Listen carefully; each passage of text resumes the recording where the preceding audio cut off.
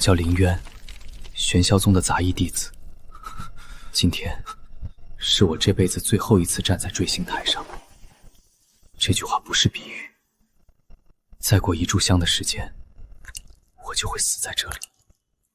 结束了。青云13剑第3式穿云，冲着心脉来的。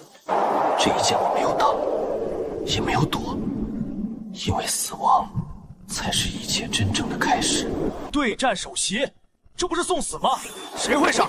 疯了才上。林渊，来晚了。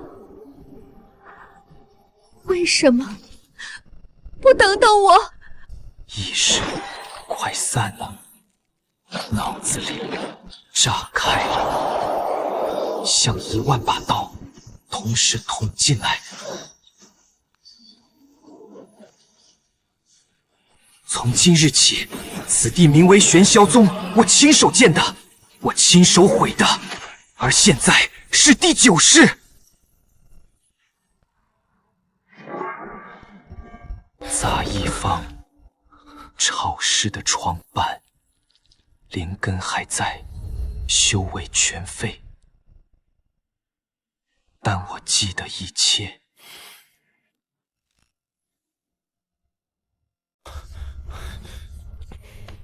林渊，考货要迟到了，你发什么呆？快起来！你没事吧？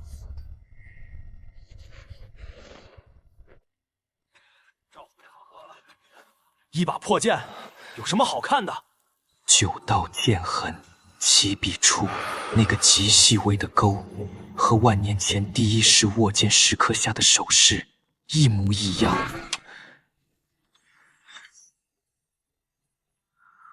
玄霄宗开宗印记。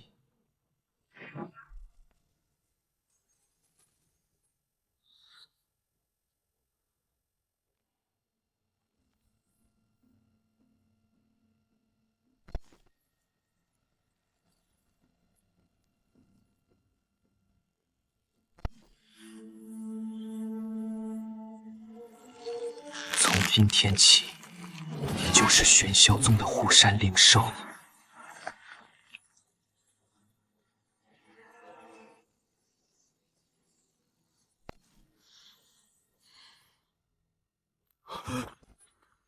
这把破剑怎么？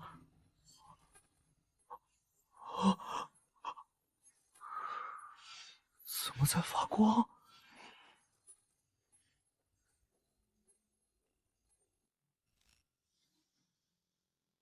听说今年只收3成，我手心全是汗。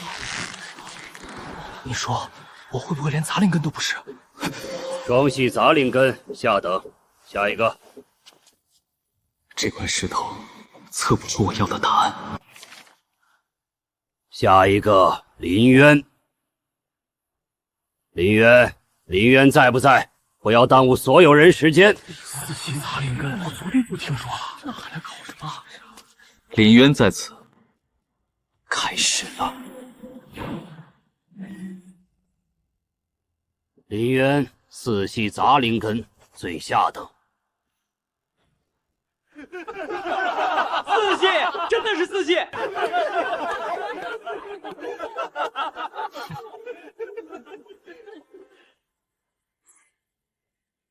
就这？再等一等，快了。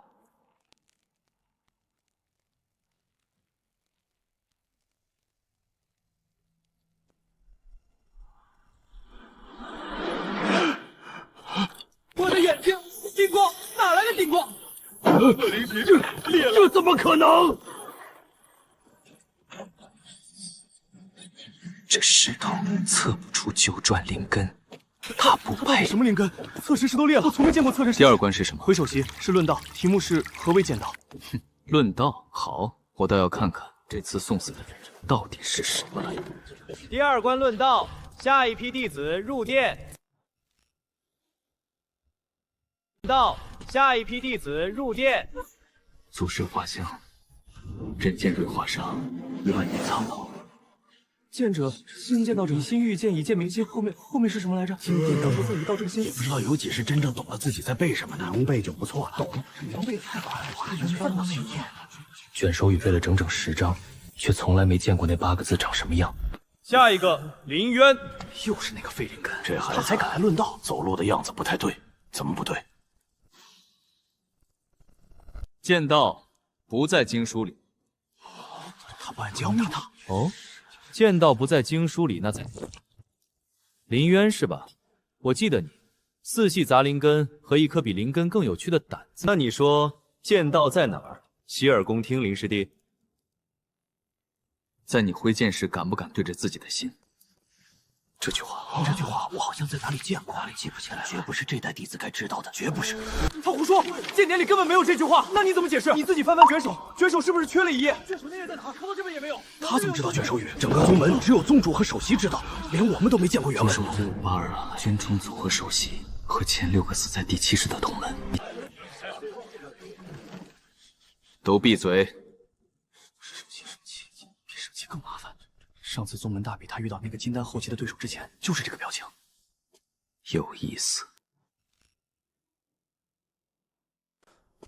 有意思。第3组地林渊，开关是找了，就是最好的事情是。第3关实战抽签规则：每人从签筒中抽取1支竹签，签头写着谁的名字就跟谁对决。同一个对手只打1场，胜者晋级，败者淘汰。都听明白了吗？只能说会抽到谁。林渊，快点抽，后面还排着几十号人呢。急什么？签筒又不会跑。林渊对阵周烈。烈，周烈，你完了！林渊，4系杂灵根那个抽到我，算你倒霉。上次有个小子抽到我，现在还躺在床上喝粥呢。这一世该你还了。周烈是吧？我记得你，你出全力，别留遗憾。第一拳，给老子趴下！妈的！你跑什么？站住！给老子站住！你他妈的躲什么躲？10000年了，不管是人是魔是妖兽，换气的时候腋下3寸永远是最弱的位置。3招了，周烈3招了，连人家衣服都没碰到。你他妈的为什么不还手？你在耍我！3招，你连我衣角都没碰到。周烈，你还要打吗？第4招，给老子去死！烈士！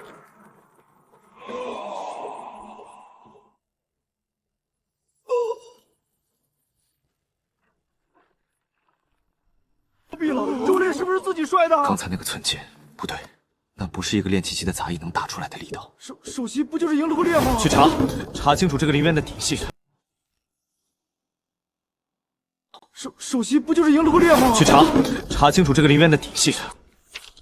考核第3关，杂役林渊上。杂役真的是杂役出身？杂役，他明明是杂役，怎么赢的周烈？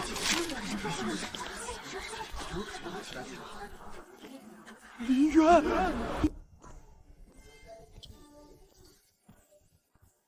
首席是要亲自下去，别说话，看。首席是要。林渊，你叫林渊，双木林深渊的渊。是林渊，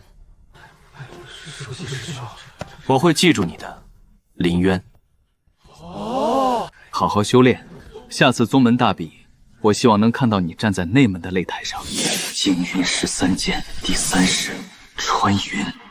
这个。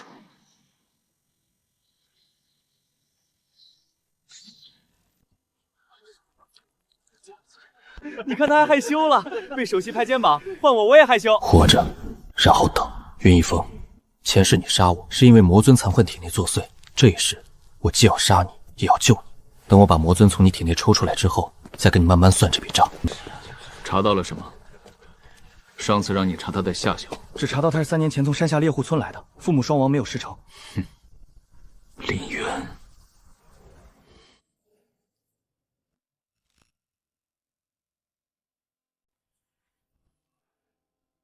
到了，林渊是吧？以后你就住这儿，杂物院，宗门最偏的院子，别嫌弃，杂役出身能进外门就不错了。以后你就负责扫地、喂灵兽、修兵器也好，又不是我会被收过托那种院子。杂物院挺好，清静。这把还能用，别嫌弃。我当年进杂物院的时候用那把比这还破。正习俗，我说杂役也第一是人，他们的辛苦该被记住。10000年后，尽管只剩下扫帚上一道刻痕。林渊，执事说了，太阳落山把兵器时要修改那狂剑。藏经阁留了东西，第一时那会儿就去看看。10000年了，嘿嘿，我可让你待着。你说你灵根啥的时候懒惰有天赋的，四周那杂役资源供吧？你知道这意味着准备吧？就在这儿好好干杂役的活吧。扫地时为灵兽修兵机挺和以前一样，多好。说完了，那我去干活了。对了，昨天的茶隔夜了，拿着。别说我不照顾新人，这把还算好的，够你用3个月。3个月后要是还没被赶出宗门，再来找我领新的。这把还行，谢了。你谢什么谢？赶紧扫地去。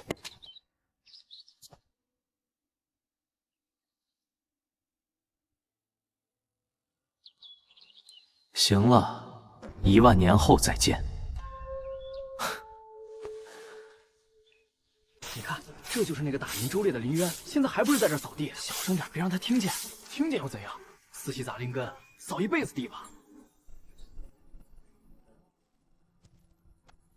10000年了，我回来了。深夜，藏经阁第3层。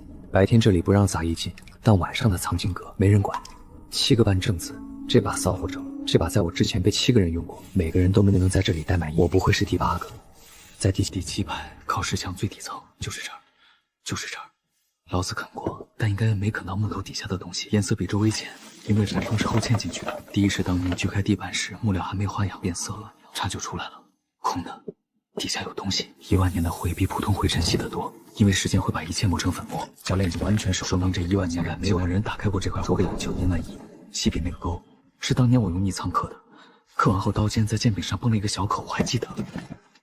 10000年了，你还在这里？九转灵域，九转灵根修炼法都还在。 9转灵根，一世一转，9转之后可逆苍天，无留此法，待吾归来。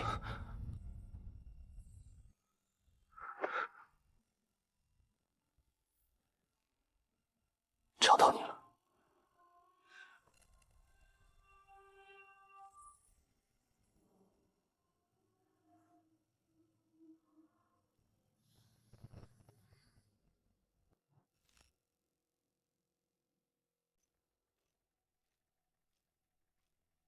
你在找什么？这个声音是他，他怎么会在藏经阁？除非他一直在跟踪我。谁？苏晴雪，宗主之女，宗门第一天才，18岁筑基后期，天生剑心，玄霄宗立宗来资质最高的弟子，也是我第6世的道侣。他这一世什么都不记得，但我记得。我问你，你在找什么？这么晚了，藏经阁不应该有人，你手上藏了什么？ 回师姐修了块松动的木板。这么晚了，杂物院的外门弟子什么时候搬那套深夜藏经阁的？师姐老天扫不信，怕明天执事检查。K 姐当时我说藏经办第3座板面松了一块，万天办的更美师兄让我上网上你手里的这个师兄，给我看看。你手里那个东西，刚才月光照在上面的时候，反光不对，不是木头的反光，是金属，就是那个，你给我看看。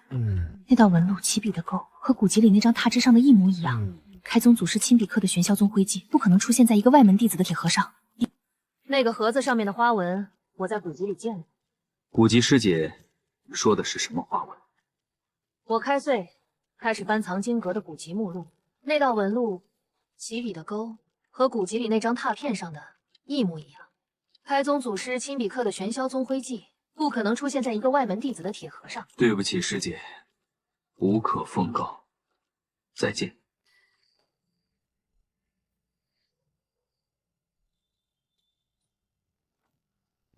我知道奶茶，教练他说到的时候会找来机会，但没够你早上要回他诊报。得先进。苏师姐需要帮忙吗？得先进。苏师姐需要帮忙吗？你怎么在这里？你能帮什么？我需要的是千年血参，不是魏贺的杂粮。血参只能补血，他的伤口被妖气侵蚀了，光靠血参没用。让我看看。果然被妖兽咬，妖气还在伤口。 不把妖气逼出来，血参灌再多也没用。你等一下，上次治好的那个只是外伤，这只不一样，伤口里有妖气。你知不知道妖气入体会反噬施术者？我知道，才要尽快。妖气在他伤口里待得越久，侵蚀得越深。师姐把手放开。又是这种光，上次也是这样。忍一下，马上就不疼了。妖气在退。妖气？不可能！没有丹药，没有阵法，没有灵力波动，你怎么做到的？雪落，你真的好了？好了，新羽毛过几天就能整齐，不过这几天别让它飞太远，新皮还嫩。到底是什么？怎么做到的？一个杂物院的杂役怎么会有这样的能力呢？他是怎么做到的？家传土方，我爹是青云山下的猎户，叫林老师，村里人都认识他。3年前在深山里被咬死了，等村里人找到的时候，只剩一腰叉和一只鞋。他活着时候教过我猎狗接骨，刚才用在灵鹤身上的，就是他的法子。你爹叫林老师，青云山下的猎户，我会去查。不是不信你，是这件事对我来说很重要。走吧，雪落，我们改天再来谢他。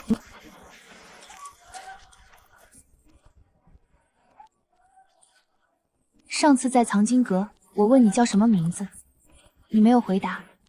这次我还是想再问，你可以不回答，但我还是想问。都是你也是这句话，叫什么名3000年了。你不会是连名字都不愿意说吧？你救了雪落，连你的名字都不记得。林渊，双木林，深渊的渊。谢谢你救了雪落。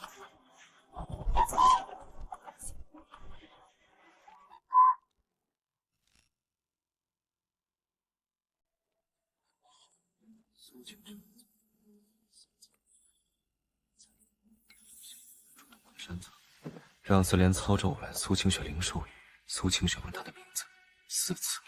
这个杂业到底是谁？4次，每一件单独看都能用巧合搪落下去，但4件放在一起，林渊，不重要你是谁，是你越界，苏清雪不是你能靠近的人。如果他真的是普通人，让杂物道这个人如果会死在里面，那他总该露出点什么。不管是哪种劫，都不会再主动问他名字了。一大早把你叫来是有个好消息要告诉内门执事厅，今天一早送来的调令指明要你，你小子走了狗屎运了。协助驯养，听到没有？不是扫地，是训6阶妖兽。林师弟可是首席亲自下的令，你可别辜负首席的器重。上次那个被派去训6阶妖兽内门弟子，知道他现在在哪儿吗？医馆，断了6根肋骨。你一个练气期的杂役，林师弟，你可住着无怨无仇，走了大运了。6阶妖兽可不是天天都有机会见的，好好干，别死在里头。金丹期实力，皮糙肉厚，能抽碎霸巫院的院墙。上次宗蛮习管离兽无兽，现在还断6根，任务完，意思再明白不过。云媳妇是算好的，你派我一个炼伤仔母蟒信6阶高色算，这个时候派借我去，你是想借师母的算计林？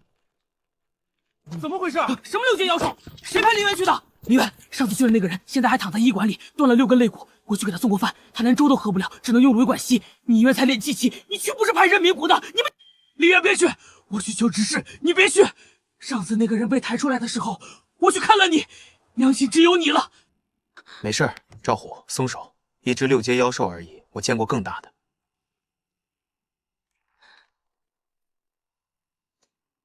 你看，这不就办妥了？什么时候出发？你刚才说什么？林渊，你傻呀！你还问什么时候出发？你不应该说不，应该把调令扔回去，应该跑。你不去，没人能压着你去。送死！你不知这声兽火对我来说是什么？是邀请，是故人之后再叫我回家。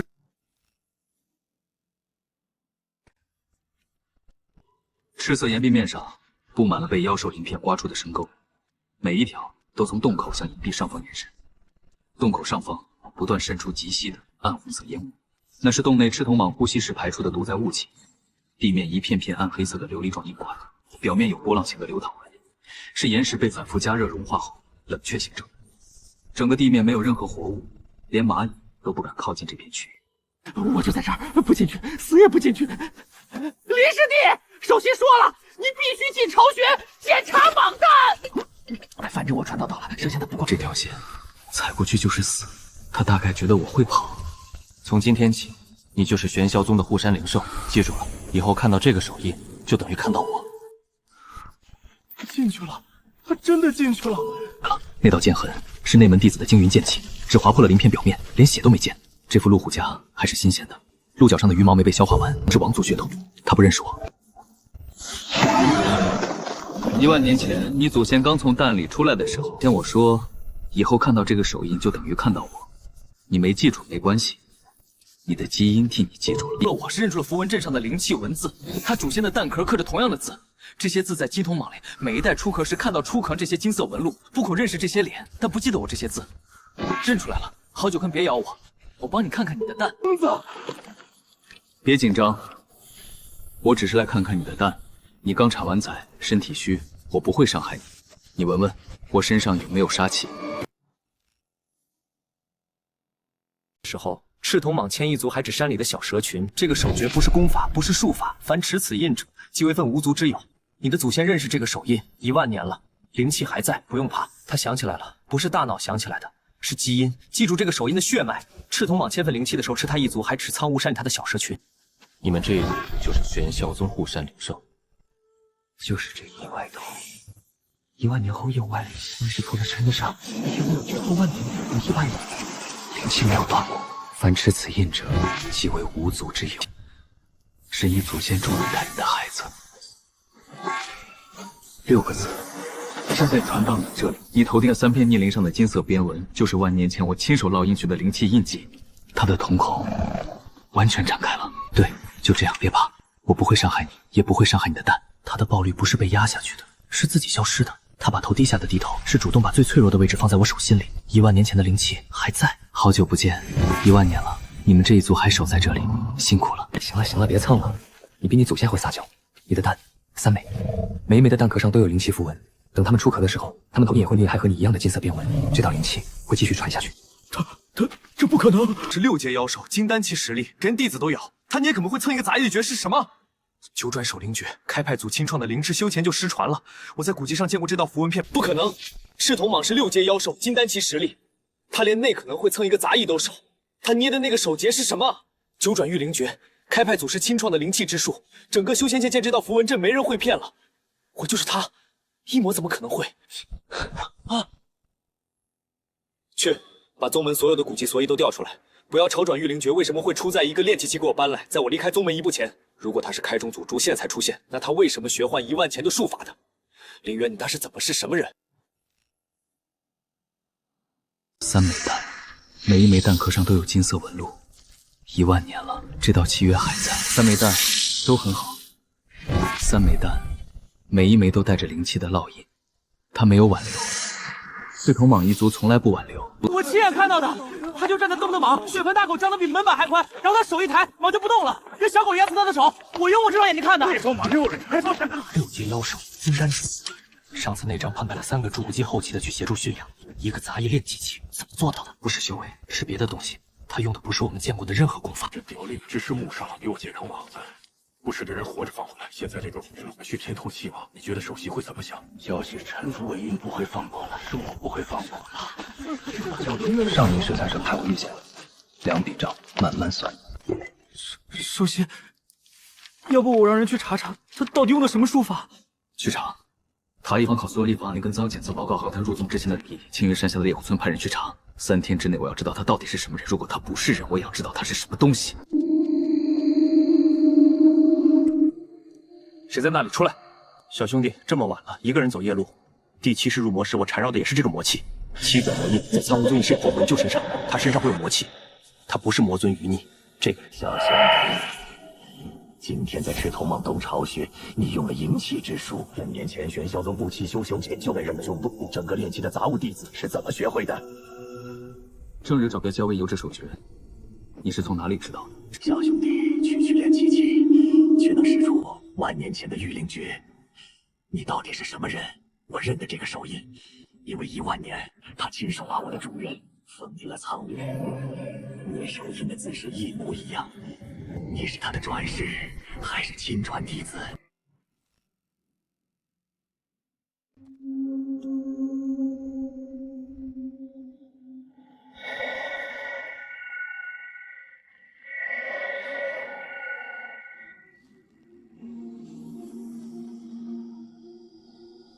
人已经消失了，不是走了，是融了。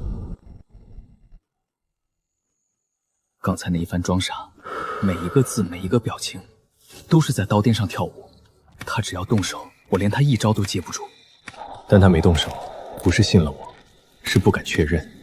他在找的是1万年前封印魔尊的那个人，那个人能一剑劈开苍梧山。他不确定我还保留了多少修为。下次再来，我会让你看到第一世的笔记。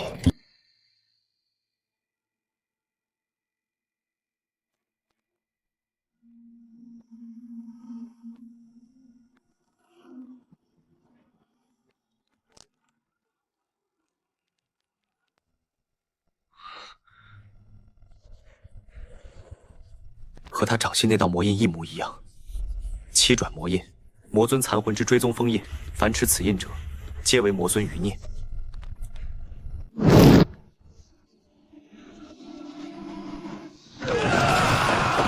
那一世就是被他们蛊惑才入了魔，亲手杀了无数同门，险些毁了整座玄霄宗。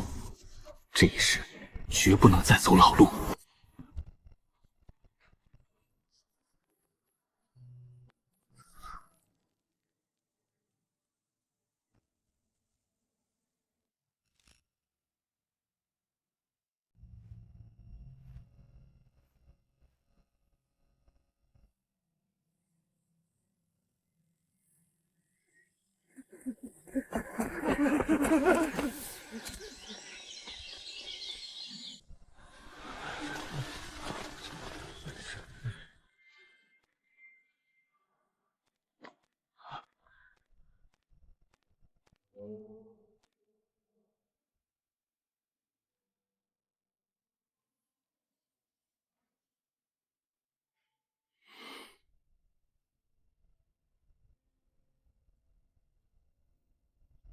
林渊，我找你有事。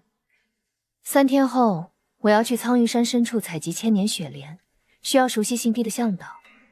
执事说你经常去后山采药。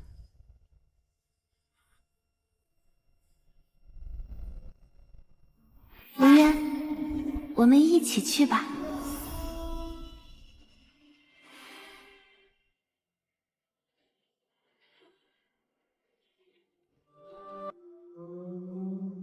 好。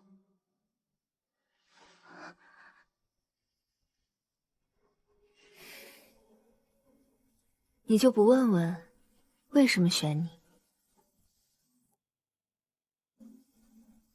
不需要问，你去苍王山，我陪你去，就这么简单。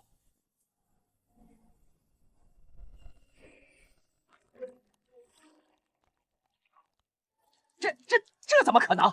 他怎么可能来找林渊呢？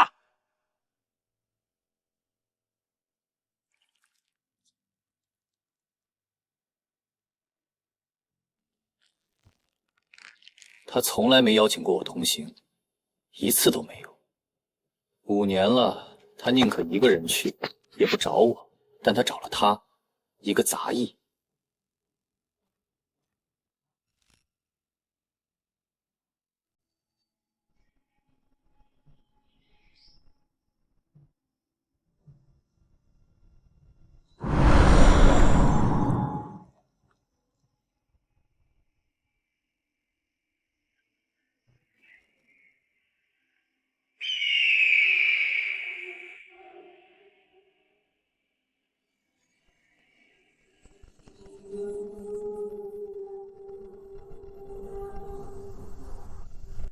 万年前，这里还是一片荒山野岭。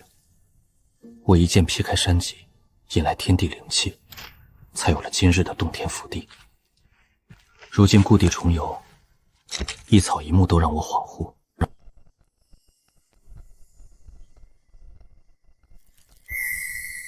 万年前逆苍剑气残留在岩层中的剑意余韵，1万年了还没消散。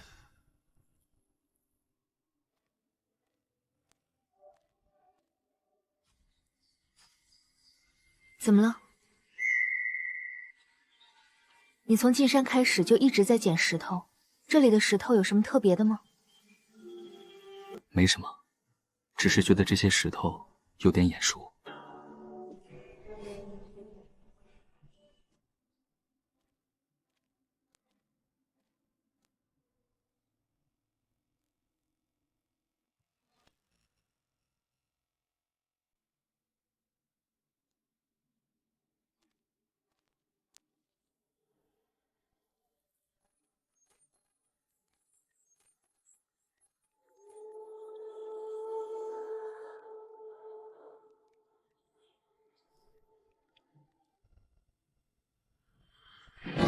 万年前逆苍剑的第一道剑气，在这里留下的切痕。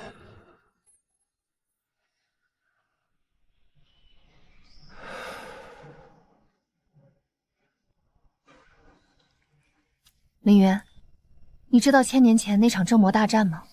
魔尊被封印在苍梧山地底的那场。听说过一些，宗门古籍上有记载，但具体的封印位置，据说早就失传了。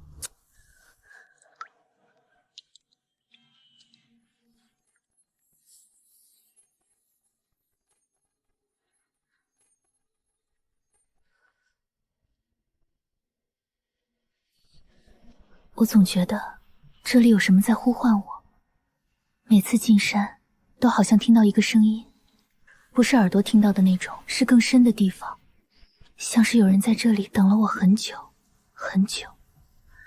3000年前，他就是这样划破眉心，把自己的魂印刻在这里。林渊，我把我的魂印刻在这里了，这样我下辈子就不会忘了你。那道魂印肉眼不可见，它就在剑痕正下方3寸处，正在发出和呼吸的极细微的频率完全同步。3000年了，他什么都不记得了，但他的魂印还记得，他正在初唤他。算了，大概是我多想了，每次进山都会这样，习惯了。不急，3000年的债，不差这几天。不差这几天。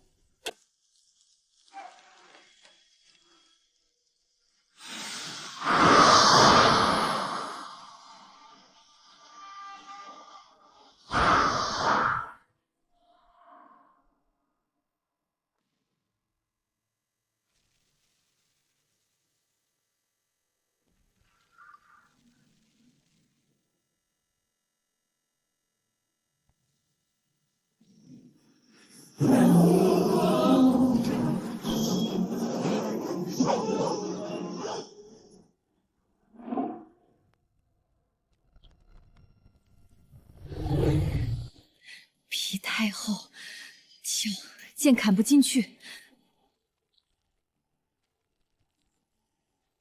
别攻击他的头部！冰甲系的命门在左腋下3寸，当他抬左前肢的瞬间，让第5道瞬间。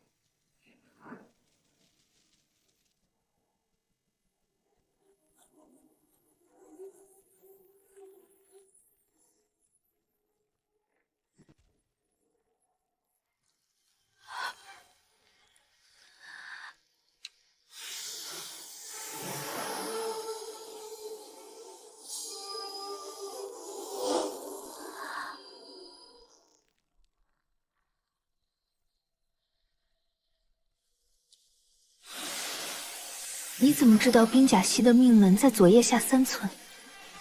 这个位置，宗门所有妖兽图谱上都没有记载，连我父亲都不知道，连我父亲都不知道。我听藏经楼的老执事说的，他问惯任何是妖道。他年轻时是个猎妖师，见过不少妖兽。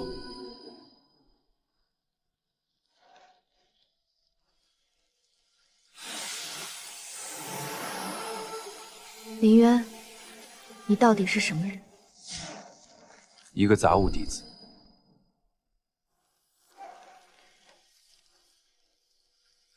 杂物弟子不会失传的御灵诀，不会知道冰甲师的命门，不会在看到我的剑法时露出那种表情。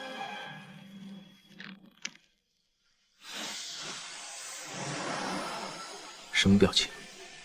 好像你已经看过我练剑10000次了。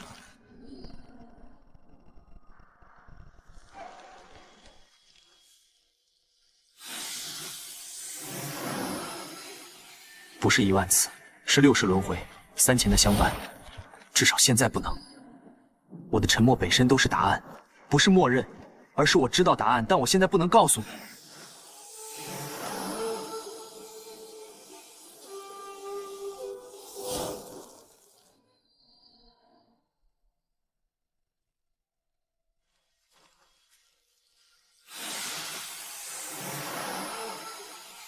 藏经阁老之事。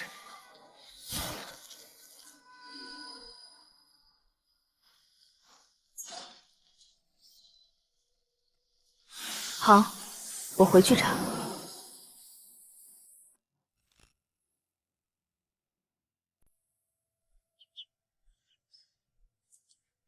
回宗门的路上，气氛微妙。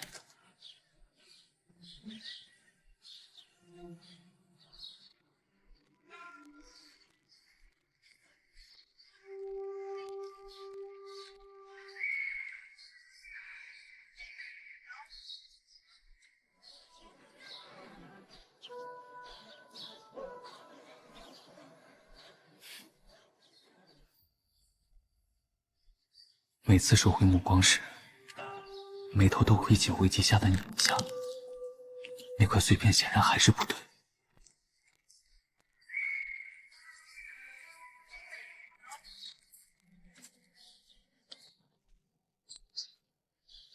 这次回去后，我教你剑法吧。教我？你的根骨太差，但战斗意识很好，没有居高临下。我可以向宗主推荐你进内门。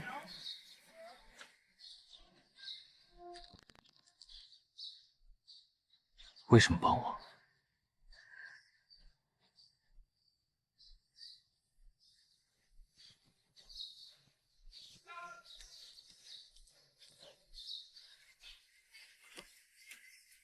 因为林鹤，雪落是我5年前亲手从蛋里孵出来的。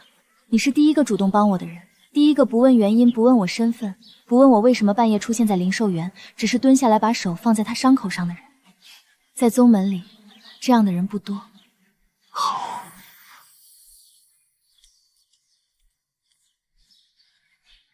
什么时候开始？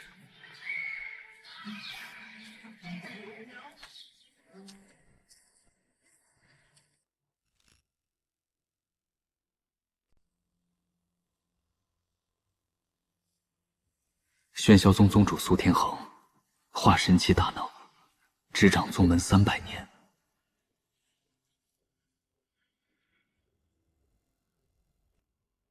你叫林渊？是。晴雪说你资质不凡，推荐你进内门。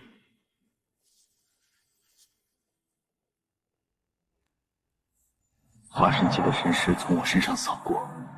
那一瞬间，我感觉自己像被剥光了，站在他面前，每一根骨头，每一寸经脉都被看了个透透。但我查过你的记录，四系杂灵根入门考核侥幸过关，除此之外没有任何亮眼之处。驯服赤瞳蟒，击败周烈，论道殿里说出失传的卷首词，这些都可以用巧合搪塞，但晴雪不会因为巧合推荐一个人。说说看。你有什么资格进内门？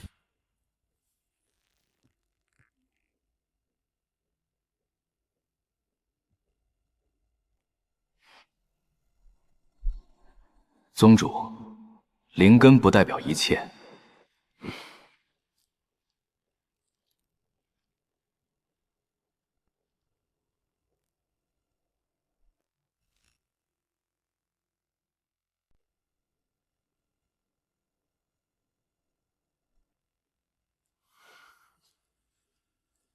灵根不代表一切，那就让本座看看你代表什么。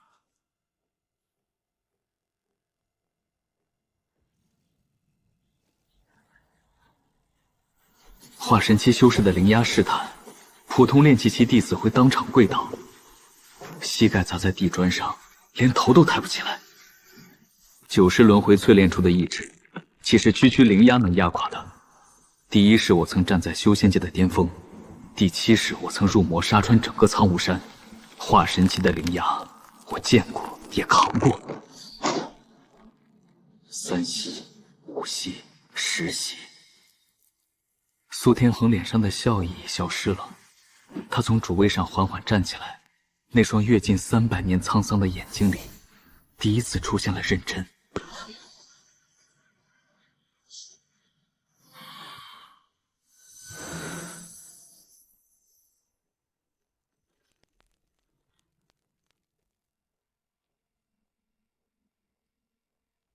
功法名？不能说九转灵根修炼法，那是第一世亲创的功法，一旦说出来，他立刻会猜到我的身份。说不清来源是其次，更重要的是我尊余孽还在暗中窥伺。从今天起，你是内门弟子了。另外，你修炼的功法，家传的，没有名字。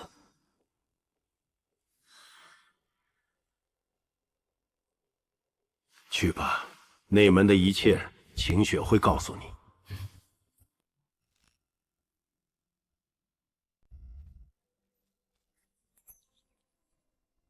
进入内门的第一天，3个内门弟子堵在门口，为首的那个筑基初期，赵孔、云逸峰的跟班。新来的首席师兄，让我来教教你规矩。内门的规矩，新人要给前辈敬茶。磕头，打扫3个月的修炼室。如果我说不呢？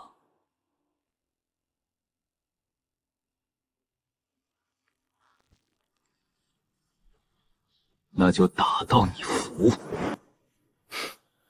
前世也是内门，也是这个人，带着一群跟班把我堵在修炼室外。那时候我没有9世记忆，被他们揍得3天下不了床。这一世，账该还了。赵孔是筑基初期，我是炼气9层，差了一个大境界。按照常理，这仗毫无悬念，但常理在我这里不效用。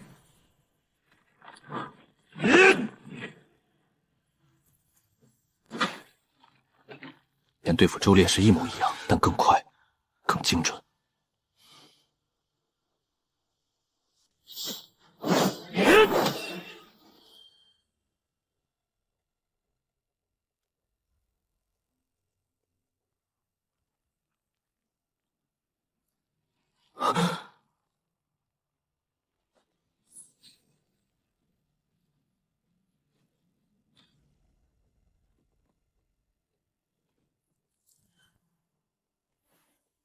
3招，干脆利落。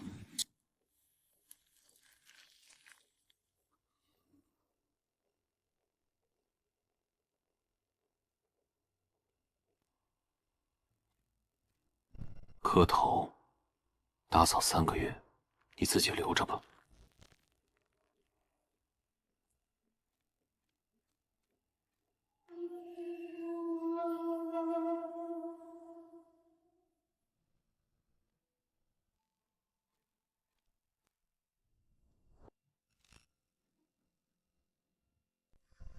进入内门后，每个弟子都要去剑阁选取自己的剑。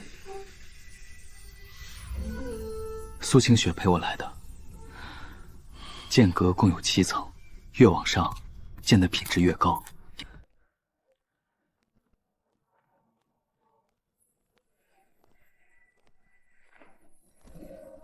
那里是核心弟子才能进入的区域。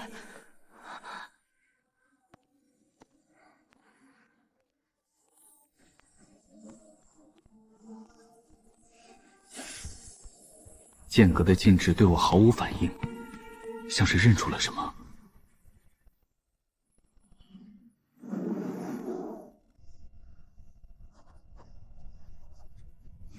剑身上刻着2个字：逆苍。那是我第一世的佩剑。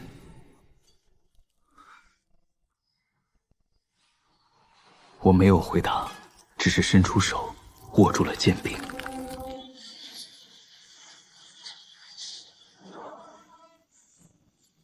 一声低沉的剑鸣从剑锋深处拔过，剑阁穿透剑阁，自己穿透云层，在整个玄霄宗上空回荡。宗门上下所有人同时抬头。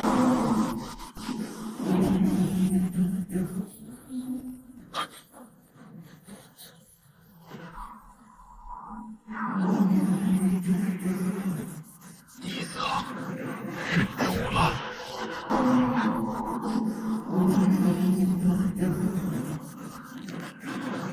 那把剑等了1万年，等谁的？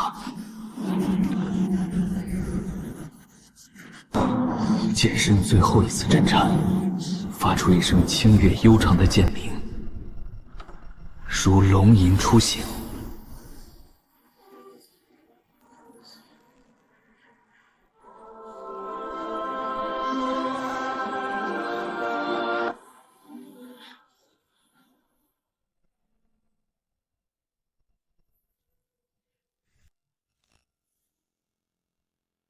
逆苍认主的消息，不到半天就传遍了整个宗门。一个刚进内门的弟子，拔出了万年无人能动的逆苍剑，开派祖师的佩剑，连宗主都无法让他认主。这不是天才，这是艺术。首席府邸，书房云一峰坐在太师椅中，手里捏着那份调令副本，派林渊去赤铜蟒巢学的那张。他本以为这张调令是一石二鸟，除掉一个看不顺眼的杂役，同时警告苏清雪别靠近不该靠近的人。结果赤铜蟒被驯服了，苏清雪主动邀请林渊同行，逆苍剑认主。查，给我查清楚林渊的底细，从杂役房查起，他的父母，他的师承，他修炼的功法，他入宗之前的履历，一丝不漏。是。他忽然想论到大殿上林渊说出那句失传卷首词时的眼神，平静、笃定、洞悉一切。那不是一个杂役该有的眼神，那是一个早已看透全局的人在看棋盘时才会有的眼神。暗处，黑袍人露出了意味深长的笑容。逆苍出世，意味着封印已经松动到连逆苍剑都能感应到的程度了。他的计划可以开始了。当晚，藏经阁失窃，丢失的卷宗只有1卷，1000年前那场正魔大战的全部细节，包括封印之地的方位、封印阵法的结构，以及加固封印所需的3件物品清单。苏天恒紧急召唤所有内门弟子，藏经阁失窃的消息被封锁，但山雨欲来的气息已经蔓延到每个角落。大殿里的长明灯似乎比平时更暗，弟子们的呼吸声比平时更轻，连最迟钝的杂役都感觉到了。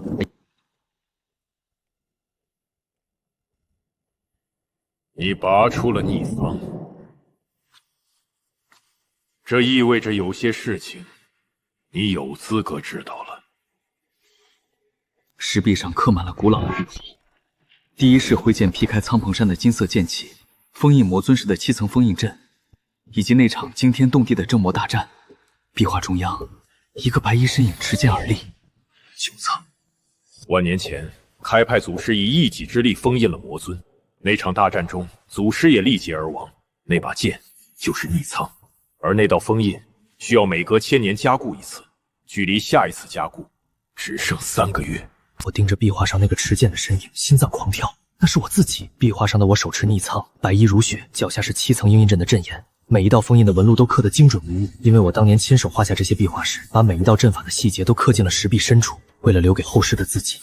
这次加固需要3件物品：万年玄铁、九幽寒冰、凤凰真羽。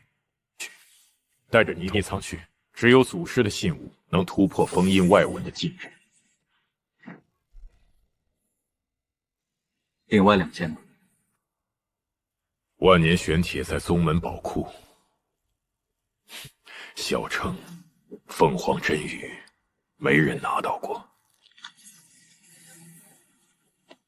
晴雪跟你一起去，2个理由：一，他是宗门第一天才，实力在金丹期以上，极北冰渊他应付得了；二，他主动提的，说他去过极北冰渊，认识路。 3000年前，第6世的苏清雪也陪我去过极北冰原。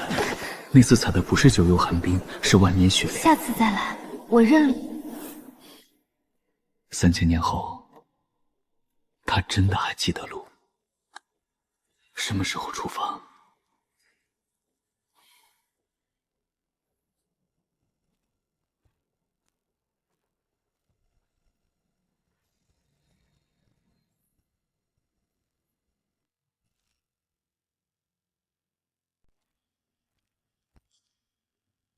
下面是封印阵眼。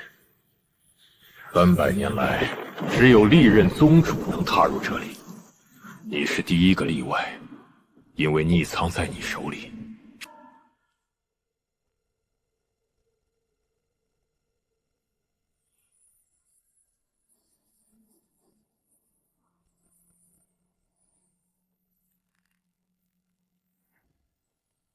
官网上有一道裂缝，细若游丝，只有1根头发丝那么细，但它在那里，而且正在以肉眼几乎无能察觉的速度缓缓扩散。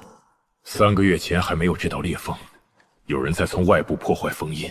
谁？3年前被祖师镇压的魔尊残魂，他麾下的余孽从未停止过寻找他的下落。逆苍出世，意味着封印已经松动到连逆苍剑都能感应到的程度了。你拔出逆苍的那一刻，封印深处的魔尊残魂也感应到了，他在封印深处翻了个身，光链就裂了一道缝。1万年都等了。黑袍人身上的7转魔印，他潜入藏经阁盗走卷宗，他在暗处说的那句1万年都等了。黑袍人在等的不是别的，就是逆苍出世，因为他知道逆苍出世意味着封印松动，封印松动意味着他的主人可以开始苏醒了。这道裂缝还能撑多久？3个月，最多3个月。3个月之内，如果不能加固封印，裂缝会扩大到光链无法承受的程度。到时候，1年前祖师以性命为代价换来的封印会彻底崩碎。我盯着井口那道光链裂缝，忽然感觉到腰间逆苍剑极小微的震动了一下，不是恐惧，是共鸣。逆苍剑在感应到封印深处那股正在苏醒的魔气时，剑意自动激活了。我听到了。听到了什么？心跳声，从井底传来的，极慢但很重，像是有什么东西在封印深处缓缓翻身。那不是人的心跳，是魔尊残魂的。黑袍人盗走的卷宗里记载了封印阵法的结构，他知道光链已经裂了，下一步他会阻止加固仪式。我需要尽快出发去极北冰原。需要你去办一件事。封印加固需要3件关键物品：万年玄铁、九幽寒冰和凤凰真玉。万年玄铁可助冻结裂缝，阻止魔气扩散；凤凰真玉可激活封刃，加固仪式重新运转，是最好取的一件。你带着逆苍血，只有祖师的影能突破封印外围的禁制。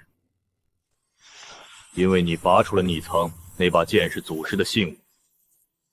为什么是我？只有他才能突破封印外围的禁制，而且你比任何人都更想加固这道封印。我说的对吗？苏天红不是傻子，逆苍认主意味着什么，他比任何人都清楚。但他选择不追问，不是好奇，而是有些事情在封印裂缝面前已经不那么重要了。另外2件呢？万年玄铁在宗门宝库，本座会亲自取出来。凤凰真玉没人拿到过。南方凤凰山的凤凰巢穴上古神兽后裔，实力堪比化神期巅峰。1000年来，无数弟子试图取得真玉，没有一个人活着回来。所以这一次，你打算让我去？晴雪也会跟你一起去。2个理由：一，他是宗门第1天才，实力在金丹期以上，极北冰宗他应付得住；二，他主动提的。今天一早他来找我说，你去极北冰宗需要向导，说他去过极北宗认识路，说逆苍认主了，加固需要九幽寒冰。九幽寒冰在极北冰宗，300年来我第一次被女儿堵得说不出话来。3000年前，第6世的苏清雪也陪我去过极北冰原，那采的不是九幽寒冰，是万年雪莲。下次再来，我认了。 3000年后，他真的还记得路。光链上的裂缝在我注视下又扩散了1分，扩散的速度极慢，但方向很明确。它在朝9根石柱中的第3根蔓延，那根石柱上刻着的符文是7层封印阵的第3层核心锁。如果裂缝延伸到锁字符符文上，第3层封印就会彻底失效。深处，那双眼睛还在凝视着我，心跳声比刚才更清晰了1分，不是加快了，是变重了。魔尊残魂正在苏醒，他知道逆苍出世了，他知道封印铭松动了。 他知道有人在准备加固仪式，他在等一个机会。极北冰屏，千里冰封，万里雪飘。这里的天空不是蓝色的，是极淡的灰白，那是万年寒气将空气中的水分全部冻结后形成的冰晶云层，将天光过滤成一片白色。苏晴雪御剑带着文物为形，越往北越冷，连灵气都要被冻住，经脉中的灵气运转速度比平时慢了整整3成。冷吗？还好。真强！你的修为太低，这种程度的寒气扛不住的，穿上别逞能。披风内衬是极细的冰蚕丝，触感柔软，还带着它储物袋里特有的淡淡清冷香气。它的体温还残留在披风上，从我的肩膀缓缓渗入被寒气冻僵的皮肤。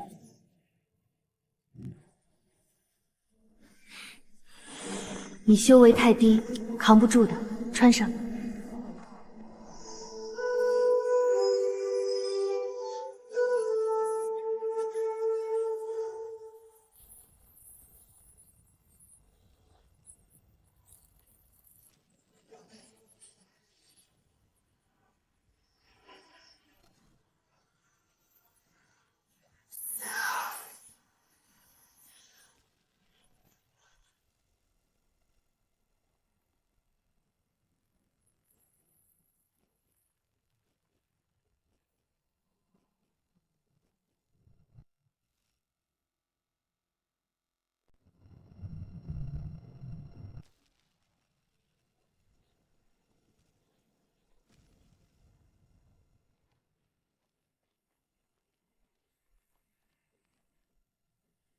今日便是你们的死期。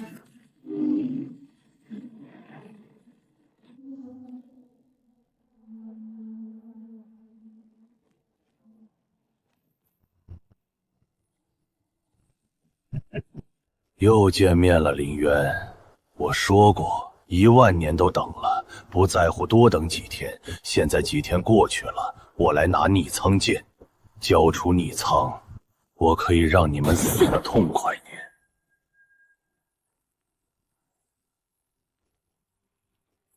魔族余孽，你敢动他？苏大小姐，你身后的这个小子可没你想的那么简单。你知道他腰间那把剑叫什么吗？逆苍，开派祖师林渊的佩剑。你知道他用什么手诀驯服的赤瞳蟒吗？九转御灵诀，林渊亲创。你知道他是谁吗？他就是林渊10000年前把魔尊封进苍龙山地底的那个林渊的转世。你挡在他前面，他需要你挡吗？还是说你只是想死在他前面？你只是想死在他前面。黑袍人带来的魔修有10余人，最低也是筑基后期。苏清雪虽然是金丹初期的剑修天才，但纵横交错，在双拳难敌4角。林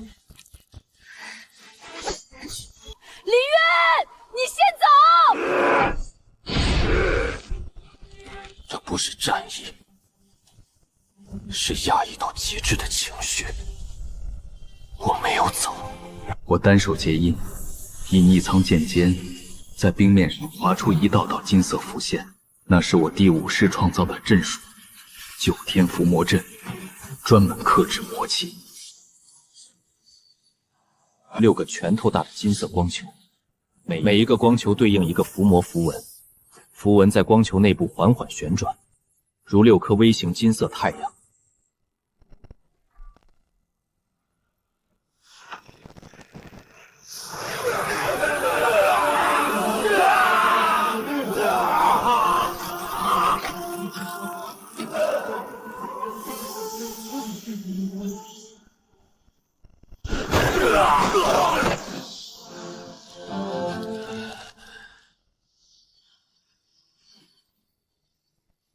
这是什么阵法？你怎么会这种阵法？这不是玄霄宗的功法。9天伏魔阵，第5是我为了封印魔尊残魂专门创造的。你主子当年在这道阵法里被封了整整7天，你应该很熟悉才对。你们的主子没告诉你们，这道阵法的每一道符线都是为他量身定做的。符线都是为他量身定做的。9天伏魔阵压制了大部分魔修，但黑袍人毕竟是元婴级。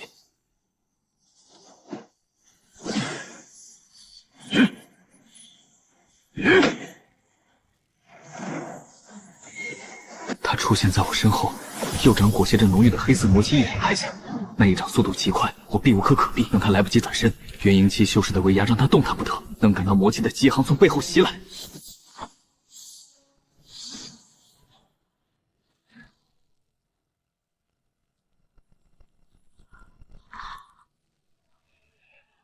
冰雪！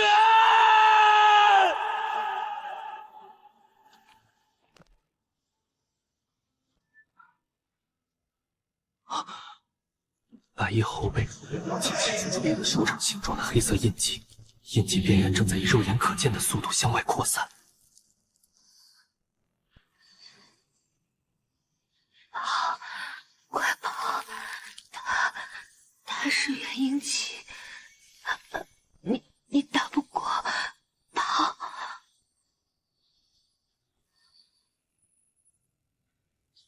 我看着手中的秘藏剑，秘藏剑在颤抖，不是恐惧，是愤怒。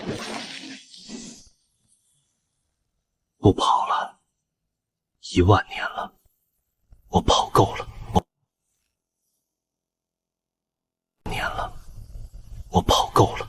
我解开了一部分压制第7式入魔时留下的魔气封印，那是我足以毁天灭的力量，也是我最不愿碰触的第7式。我就是被这杀无数古们险些毁了整个玄霄宗。那一式结束时，我亲手将这股魔气封印在心脉深处，发誓绝不再用。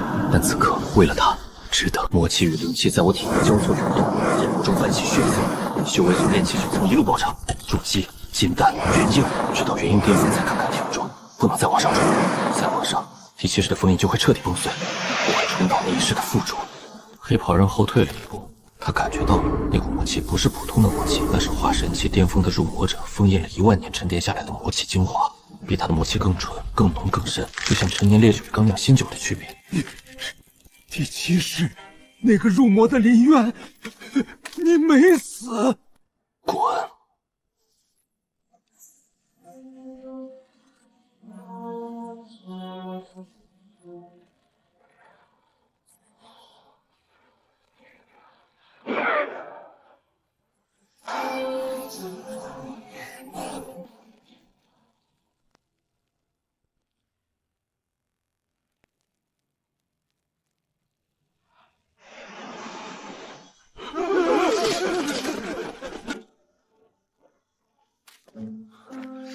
我抱起苏清雪，她后背的黑印记已经扩散到整个背部，魔气正在侵蚀她的经脉。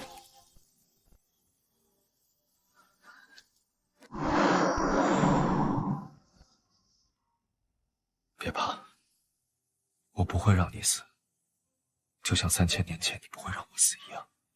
我不会让你死，就像3000年前几个武平。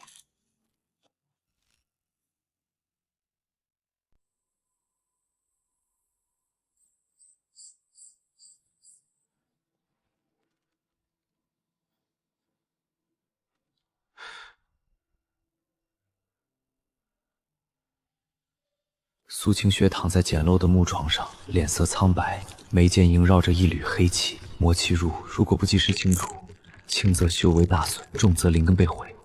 他体内的金丹正在与魔气对抗，金丹表面的灵光忽明忽暗，每一次闪烁都消耗着他本就因受伤而虚弱的大量灵力。你为什么总这样？明知是陷阱，明知会受伤，为什么还要挡在我面前？就像第60式时，你也是这样挡在我面前。那一时，他替我挡下了致命一击，自己却灵根尽毁，修为全毁。他临死前躺在木床上，和现在一模一样，脸色苍白如纸，眉间萦绕着死气。哭什么？下辈才找你。我闭上眼睛，不敢再想。手掌附上他后背，一股精纯的灵气缓缓进入他体内，同时用第9式的记忆调动一门早已失传的驱麻术，那是第5式为了替第6式拔除魔气专门创造的。以9转灵脉之力为引，将侵入体内的魔气一寸寸逼出经脉。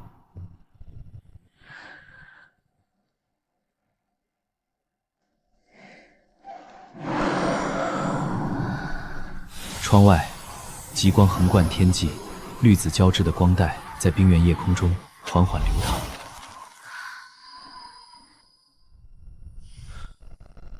将整座木屋笼罩在梦幻般的光影中，将整座木屋笼罩在梦幻般的光影中。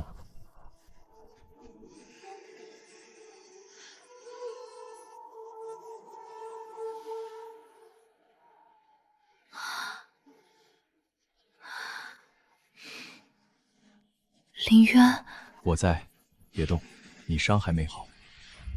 魔气已经从经脉里清干净了，但经脉被魔气侵蚀了3天，需要时间恢复。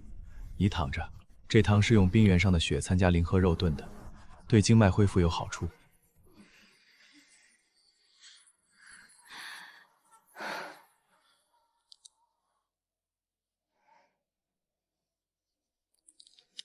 那个黑袍人呢？跑了，被我一剑劈进冰山里，趁我抱你离开的时候从冰层下方遁走了。不过短时间不会再来，他中的那一剑不轻，元婴期的魔气屏障被我劈穿了，至少要休养1个月。你的眼睛怎么有血色？林渊，你到底是谁？我垂眼，魔气封印的事不能说，至少现在不能。他看着我，那双杏眼里分明写着不信，但他没有追问。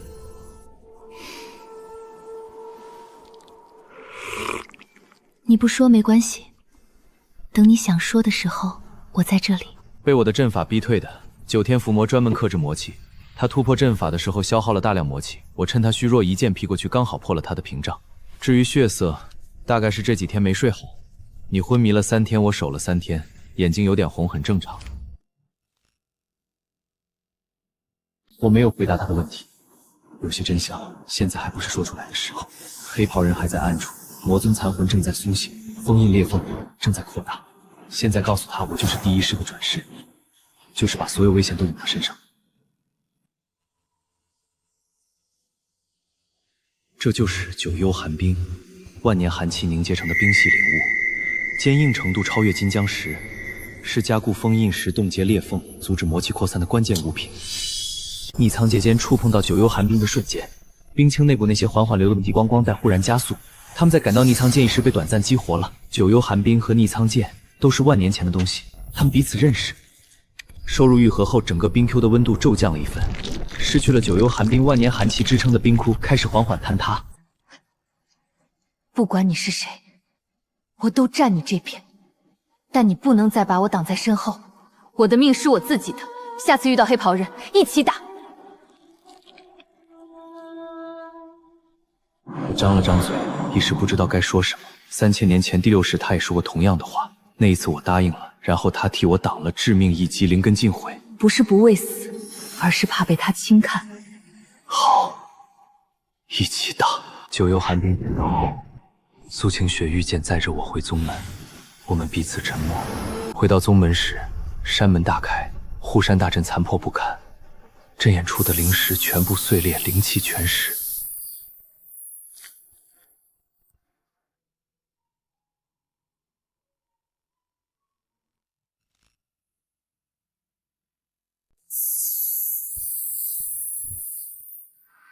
玄霄宗被袭击了，黑袍人的同伙趁我们离开时突袭了宗门，10余个元婴期魔修同时出手，目标不是杀人，是封印之地的古井。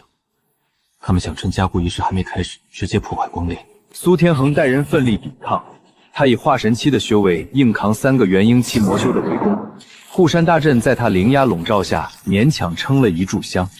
虽然守住了封印，光链上的裂缝只比之前扩大了不到半分，但损失惨重。云逸峰在这次战斗中表现出色，他以金丹期的修为斩杀了2名元婴期魔修，这在宗门历史上几乎前所未有。此次围剿魔修，共斩杀元婴期2人，金丹期12人，俘虏37人。他一跃成为宗门英雄，声望空前高涨，而他对我的敌意也因此暂时被压下。不错，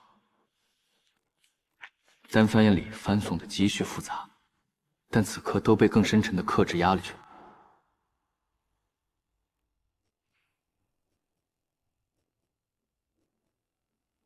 封印的裂缝扩大了，光链上道裂缝已经蔓延到了第1根根石柱的符文边缘，时间不多了。3个月是乐观估计，如果裂缝按照现在的速度继续扩散，2个月之内，第3层封印就会失效。宗门的损失比表面上更严重。3位重伤长老中，有位是专精关键人物。整个玄霄宗只有他能完整布置7层封印阵的加固阵法。如今他昏迷不醒，加固阵法无法启动。没有他，即使3件物品全部集齐，也无法完成加固仪式。苏天恒召开长老会议商讨对策，我在殿外等待。不如由我来加固封印。我是首席弟子，这次又斩杀了2名元婴期魔修，理应担此重任。至于阵法，但他之前留下留的阵法笔记还在，我可以学。我是金丹期，灵力足够支撑加固仪式，请宗主成全。苏天恒犹豫了，云逸风确实是最合适的人选。首席弟子的身份，斩杀2名元婴魔修的战绩，金丹期的灵力储备，但加固封印需要耗费极大的灵力，即使是金丹期，也九死一生。我去，请宗主成全。这一幕在宗门弟子中引发了一片赞叹。首席弟子临危请命，甘愿以身赴险加固封印。只有我注意到了他低头时嘴角那一闪而过笑意，只停留了不到半息就消失在诚恳的表情下。但我第7世的记忆里，当年蛊惑我入门魔修，在我面前也是这样笑的，表面是恭敬，底下是血的兴奋。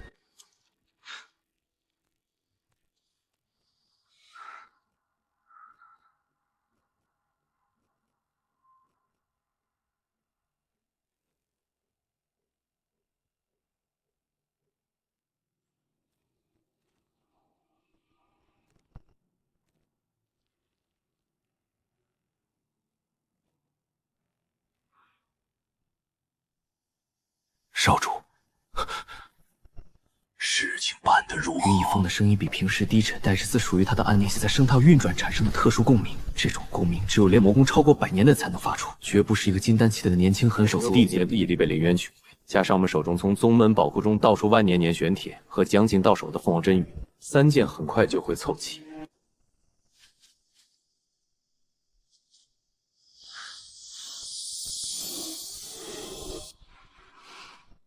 很好，万年前封印我的人不会想到我以这种方式重生。林渊以为他转世了，我就认不出他。错了，他在极北冰原释放魔气的那一刻，我就认出他了。那股魔气是第7世入魔时留下的。他不是云逸风，他是魔尊借着云逸风的身体降临在了世间。我悄悄退回住所，将所有线索串联起来。云逸风早不是原来的云逸风了，他应该是某个时间点魔残活摄，是在某个时间魔尊魔尊残活。云逸风是在第1次进入封印之地时被夺舍的，大概是在他第1次进入封印之地协助加固仪式的时候。那时的云逸风还是个炼气期弟子，魔尊残魂趁他靠近光炼时，从裂缝中分出一缕残魂钻入他体内。从那以后，云逸风的修炼速度突飞猛进，不是天赋，是魔尊残魂在暗中帮他。首席弟子的身份让他能接触到宗门最高机密，能进入封印之地，能在最关键的时刻掌握加固仪式的控制权。而现在他主动请缨加固封印，不是为了加固，是为了彻底摧毁它。加固仪式需要3件物品：万年玄铁重铸阵眼、九幽寒冰冻结裂缝、凤凰真羽阵法。但如果将这3件物品用在相反的方向，封印就会被彻底瓦解。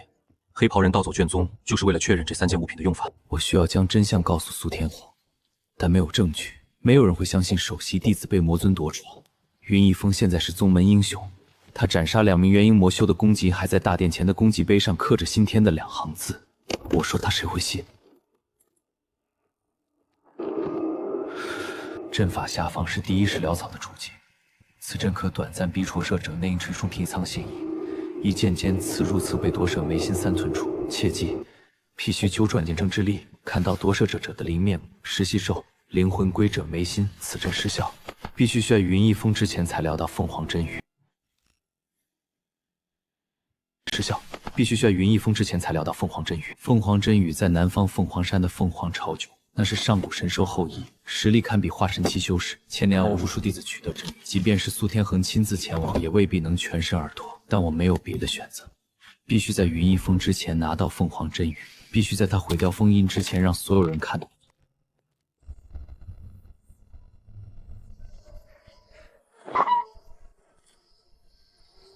你又要一个人去凤凰山取凤凰真羽？这次太危险了。凤凰是上古神兽后裔，实力堪比化神期巅峰，1000年来没人拿到过真羽。我不想让你再受伤。上次在极北冰原，你替我挡那一掌，到到现在经脉还完全恢复。上次在冰原，是谁保护了谁？我说过了，不许再把我挡在身后。我的命是我自己的，一起去，一起去。我看着他坚定的面容，想起地里有时时他说过一模一样的话。那一次我答应了，然后他替我挡了致命一击。这一世，他又说同样的话。好，但这次有些事我要告诉你，关于我究竟是谁，关于这万年来的因果。3000年前你没问完的问题，我现在回答你。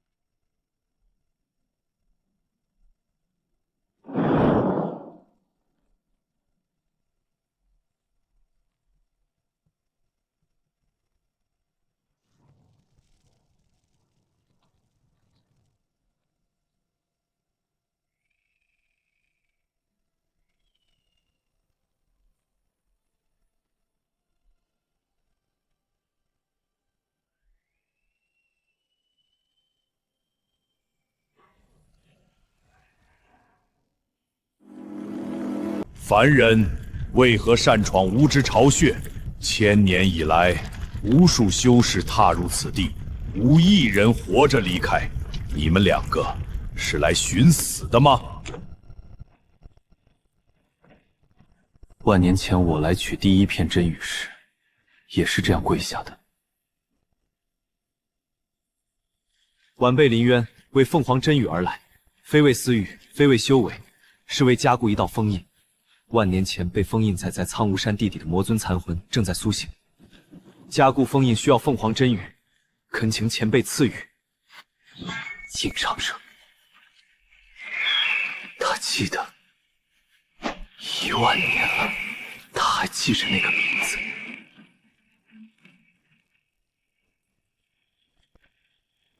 凤凰真羽，1000年只落一片。万年前曾有人来取过一片，他也是为了封印魔尊，他也通过了试炼。你也一样，要取真羽需蜕变。10000年前我也通过了，只是没想到10000年后还要再来一次。试炼的规则很简单，你们2人中只有1人能活着离开。现在，做出选择。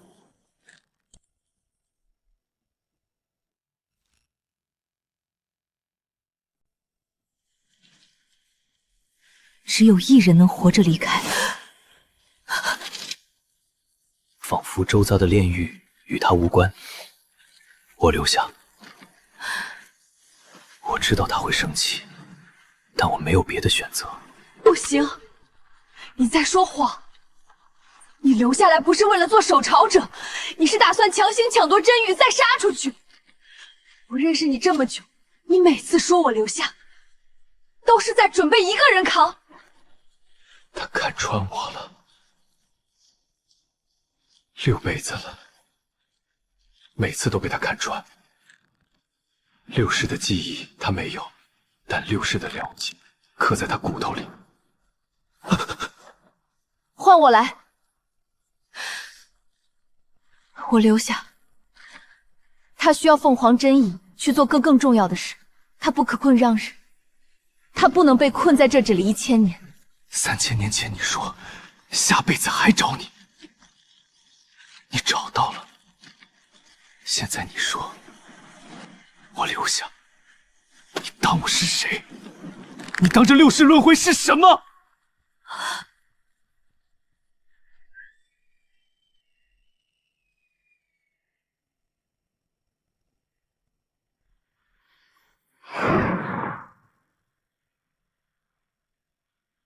试炼通过，试炼考验的不是牺牲，而是真实。在生死面前，你们都没有选择让对方去死。这枚真羽，你们拿去吧。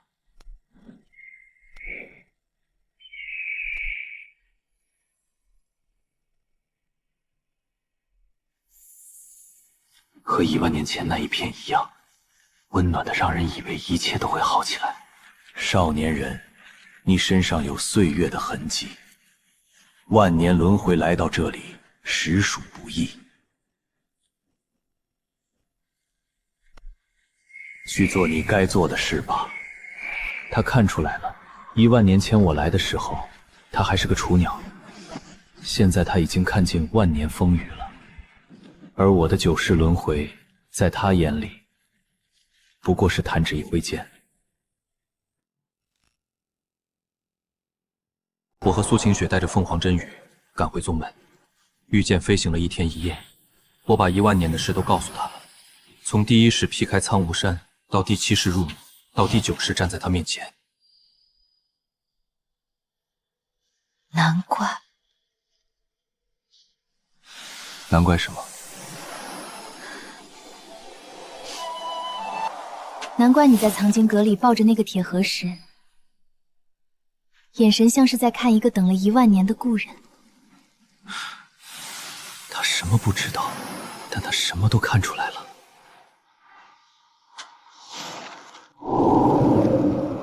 还是晚了。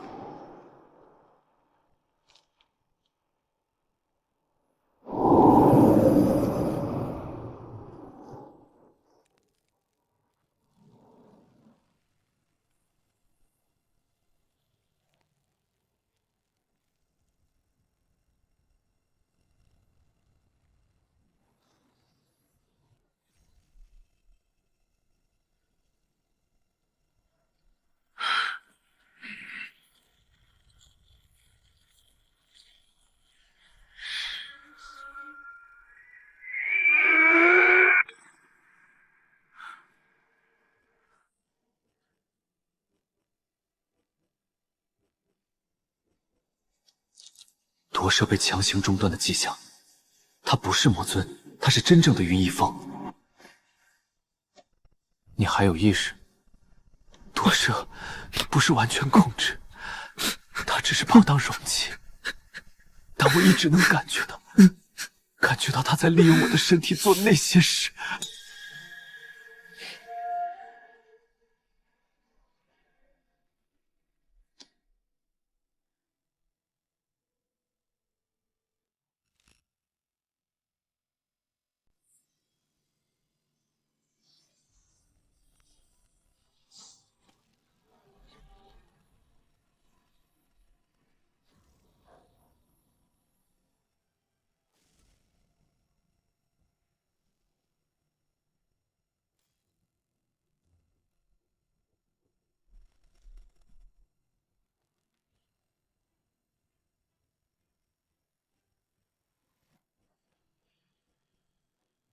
逆苍，你是当年封印我的人。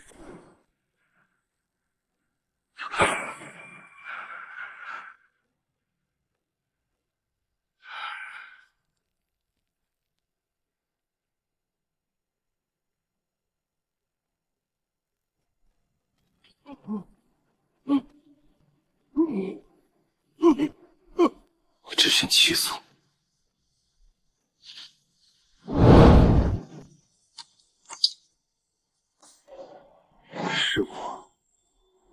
是我，万年前把你封印在这的人。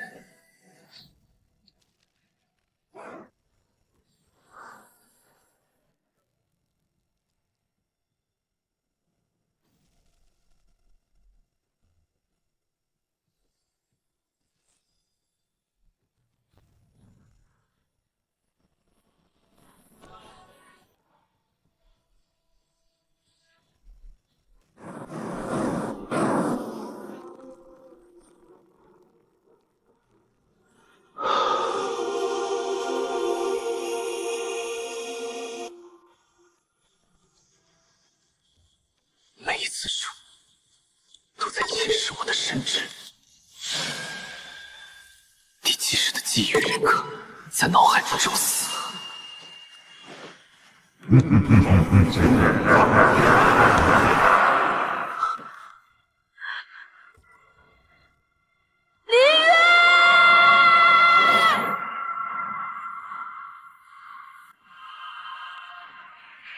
印被彻底冲开，魔气易散的标志。他现在看到的是第70入魔时的那双眼睛。魔性还在，他被我压回去了。他的声音像一根线，将我从深渊边缘拽了回来。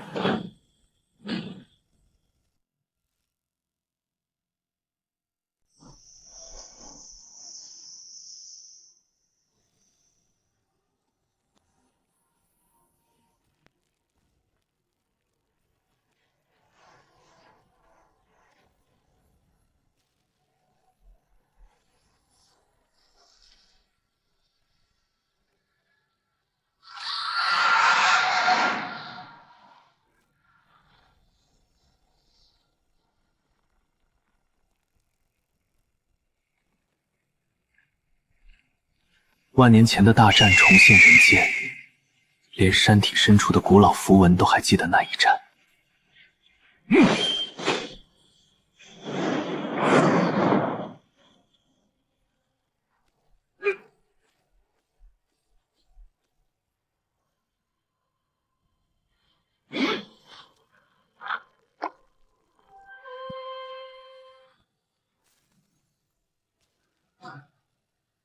每一剑都斩断山河，每一掌都震碎虚空。万年过去，你的剑法居然更强了！你在极北冰原上解开封印时只有元婴巅峰，现在你的修为直逼炼虚，你怎么可能？因为我没有停在万年前，9世轮回，每一世都在变强。9世的战斗记忆都在我脑子里，已被封在地底1万年，靠吞噬余孽的修为苟延残喘。你的力量是借来的，我的力量是我自己的。这一剑融合了9世的剑道感悟，融合了9世的剑道根源，承载了万年的执念。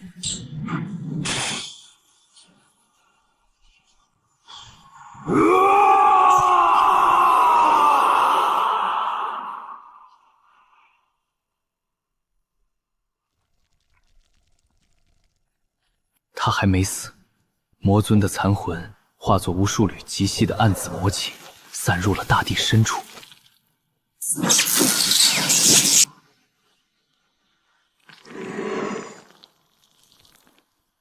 只要还有一缕残魂在，它就都能重新凝聚，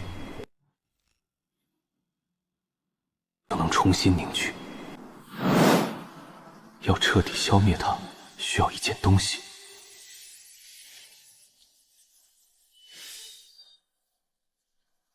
我知道在哪儿。我小时候在秘境里见过一朵青色的莲花。那时候我父亲带我去秘境修炼，我在莲池边坐了一整天。那朵青莲发着光，很好看。我不知道它叫什么，但刚才你说魔尊残魂散入大地的时候，我脑子里忽然闪过一个画面，有人把一朵青莲种在莲池里，回头对我说，以后会用到的。他那时候还不是我的道侣，他只是在秘境里修炼时偶遇我种下青莲，随口问了一句：“这是什么花？”以后你会知道的。3000年后，他知道了，他可以净化一切魔气，但需要有人以魂魄温养。那个回头对他说以后会用到的人，是第6世的我。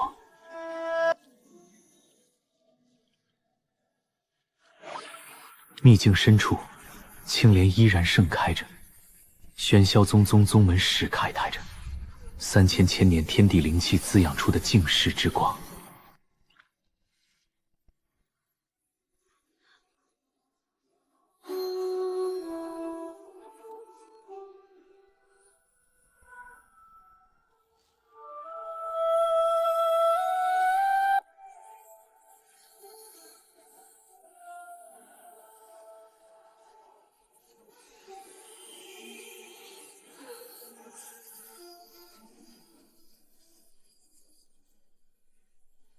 苏清雪，你知道这是什么吗？这是净世青莲，它需要活泼喂养才能活。你会？没关系，我知道，但我愿意。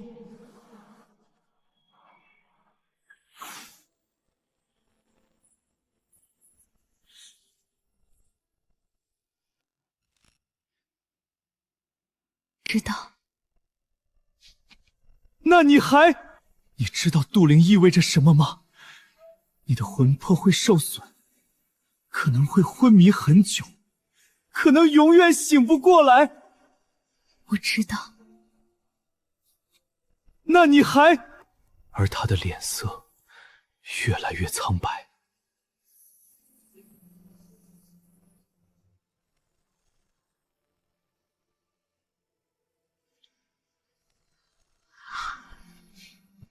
因为是你，你还不明白吗？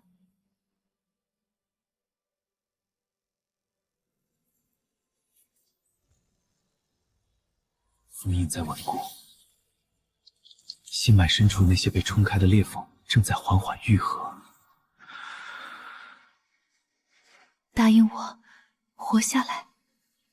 九世轮回，你死了太多次。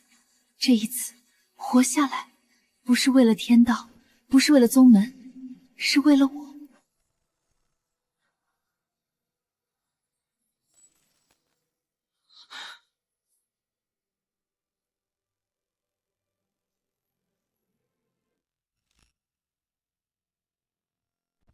苍梧山的灵脉在哀鸣，大地在割裂，虚空中的裂缝越来越多。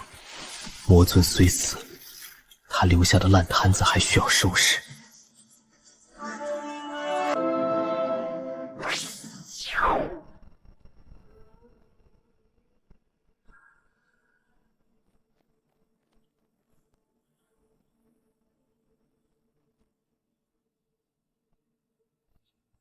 你要去哪儿？重塑天道。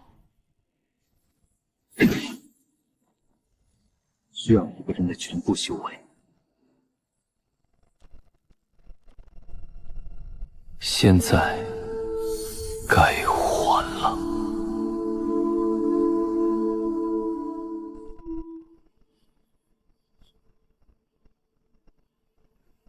老夫执掌玄霄宗300年，从未想过有生生之年能见到开派祖师本人。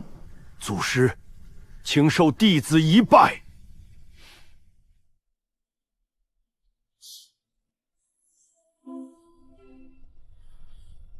我不是什么祖师，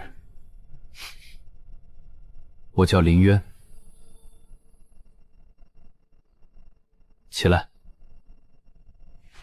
九世修为尽数系出，以身为阵眼，重听天道。这是万年前就该完成的仪式，那一世我偷懒了，以为封印了魔尊就万事大吉，才有了今日的因果。封印松动，魔气泄露，天道被侵蚀。气泄露，天道被侵蚀。第一是开宗立派，意气风发，逆苍剑劈开苍梧山，引来天地灵气，建起玄霄宗。第二是潜心修炼，问道长生。第三是行走天下，看遍人间。第四是避世隐居，不问世事。第五是创9天伏魔阵。第六是拔出魔气。第6是遇到他，3000的相守。他每天在院子练剑，我坐在廊下看着，一看就是3000年。他是我9世轮回中最长的一世，也是我唯一不想转世的一世。第7是入魔，是他用命换回我的清醒。下辈子还找你。第8是自封修为，在凡间独自终老。而这一世，第9世，我终于明白了轮回的意义，不是为了变强，不是为了复仇，不是为了长生，是为了这一刻。为了将9世的因果全部了结在这一剑里。9世修为，即剑术扭入逆苍剑。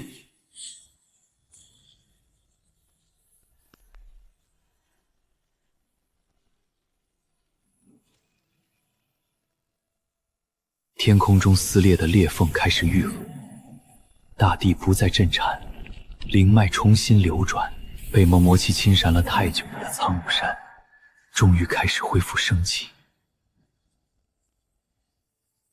而我的身体在光芒中一点点变淡。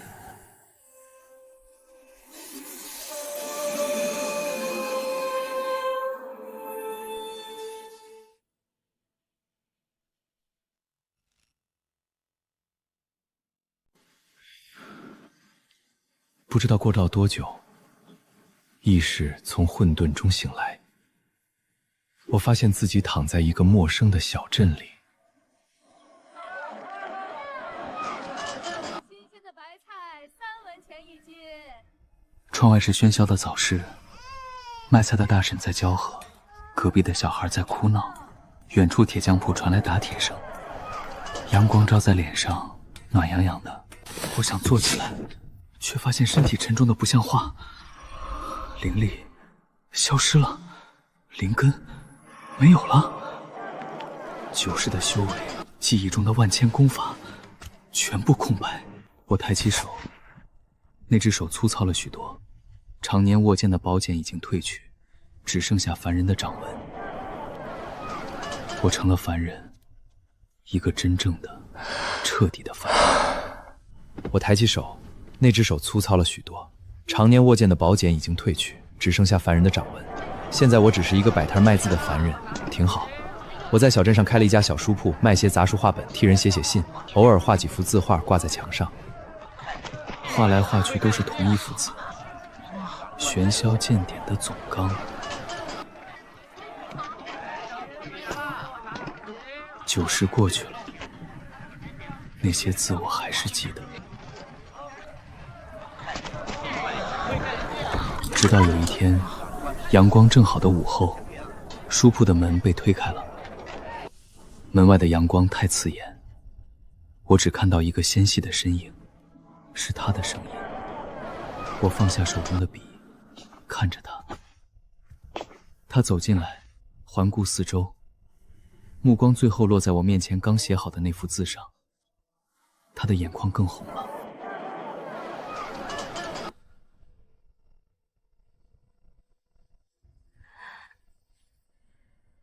林渊。